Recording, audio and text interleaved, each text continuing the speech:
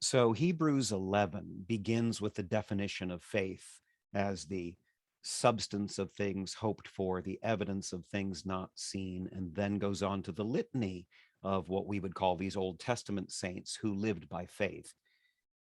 But remember again that faith is this tenuous bond. In other words, it's not completely solid and right there in front of you. It is a risk taking, a living with trust in God. But what does that mean?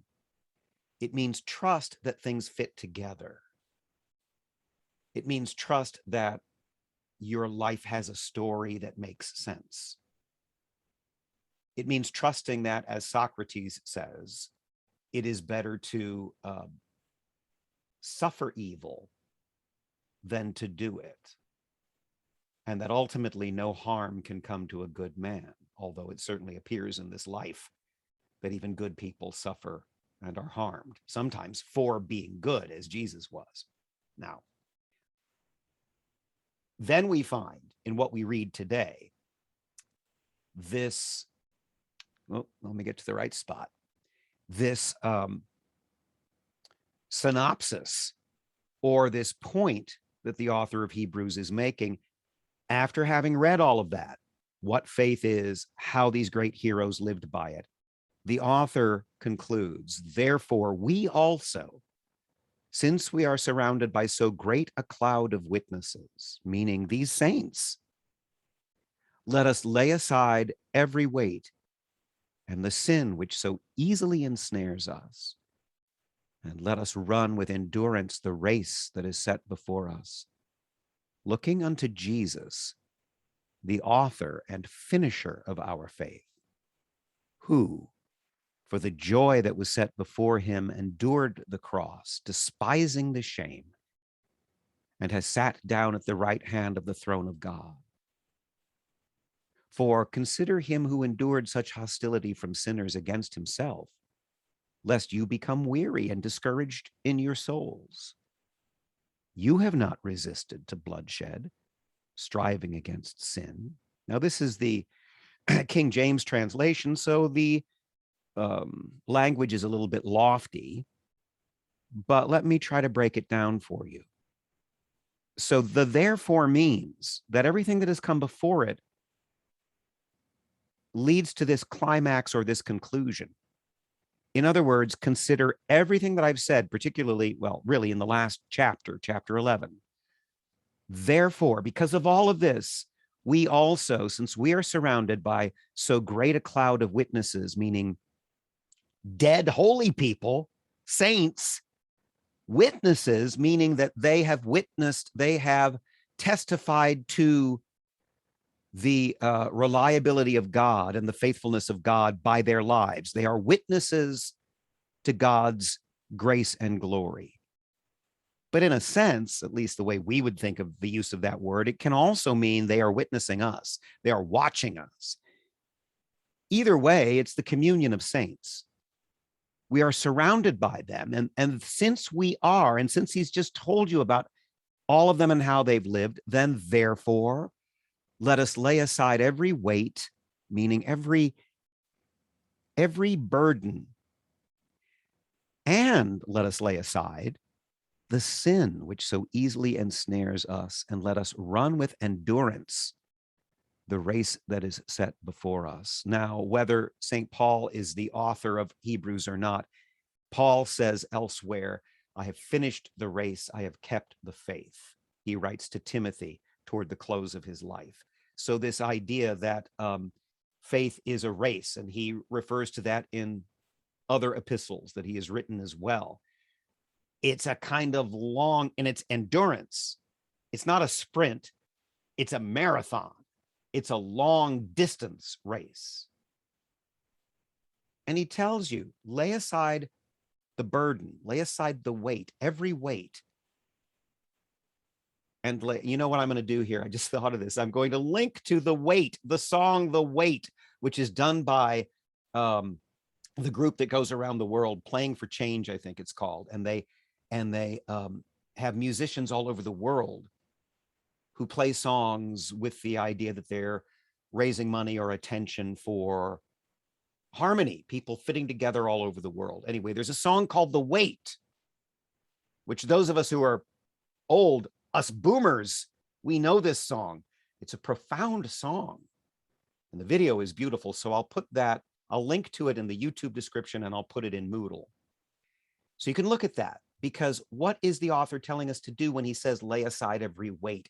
He means the burden, not just the burden of life and wondering if you can get through it and wondering how you're going to survive. Are you doing the right thing? Are you getting the right kind of grades? Are you saying the right thing to your friends? Are you making your parents happy? And so forth and so on. It's this, you know what I mean? It's kind of like some days it feels like you're underwater and you're having trouble coming up to the surface. That weight that presses on you, lay that aside, and lay aside the burden of sin. Now, it's easy to think of sin the way we think of faith and God, in a superficial way where we think of them as just things. We think of grace as a thing, sin as a thing, God as a thing. You have to remember what it's like to experience this stuff. He's not just saying stop sinning, which he is, but he's saying that's part of the weight. You know what I mean? It's that thing inside of you that makes you unable fully to engage in life, appreciate life, love the people you should be loving. It's that thing in you that wants to turn against the very structure of reality. That's what sin is. And that's what we're being told here at the climax of this beautiful chapter in Hebrews, to lay aside as a burden. Okay. But doing that, we need to look unto Jesus, who is the author and finisher of our faith, meaning Jesus begins our faith and he is the goal of our faith. This is the other thing. Don't just start thinking about church, church, church. What's the line? I don't know who said it. Oh, I know. It's, I don't remember the guy's name. Anyway, I think it was Father Dowling, who's from St. Louis. Father Dowling said, a lot of people like Christianity, but they hate churchianity. And even though he was a priest, he said, I don't like churchianity either, all that church stuff. But he said, in the same way, people like water, but they don't like plumbing. I mean, who likes plumbing? Oh, cool, plumbing. Nobody likes plumbing. It's the same sort of thing. The church delivers the water through the plumbing, in other words. And Jesus is the author and finisher of our faith. So if you get burdened not only by daily life and by sin, but by churchianity, all this church stuff that can be as much of a weight as anything else, that's just the plumbing. Look to the living water that flows through the pipes. Jesus, the author and finisher of our faith, the one who gives us the grace to have faith, and the one toward whom our faith is oriented, who for the joy that was set before him endured the cross. He endured the cross, not just because the cross is meaningless and it makes maybe a good story and it looks good in a church. He endured the cross. Why? For the joy that was set before him. He knew that there was joy, that Easter comes after Good Friday. And even that sounds trite. But there was a deeper joy that the suffering paid the price for, or paved the way for.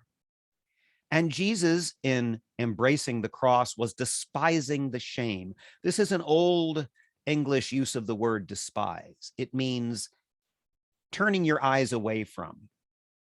In other words, yes, hanging on a cross is great shame. Dying naked or nearly naked and bloody on a cross is shameful, especially if you've been convicted of a sin you're guilty of. But he despised the shame, meaning he didn't think of it. He endured it, not caring about the shame, knowing there was something more important going on. And Jesus has sat down at the right hand of the throne of God. For consider him who endured such hostility from sinners against himself. Consider, in other words, this. Why? Consider this, lest, meaning unless, you become weary and discouraged in your souls. In other words, in your heart of hearts. you have not yet resisted to bloodshed, striving against sin. In other words, kids, sometimes we give up striving against sin, but sometimes we try.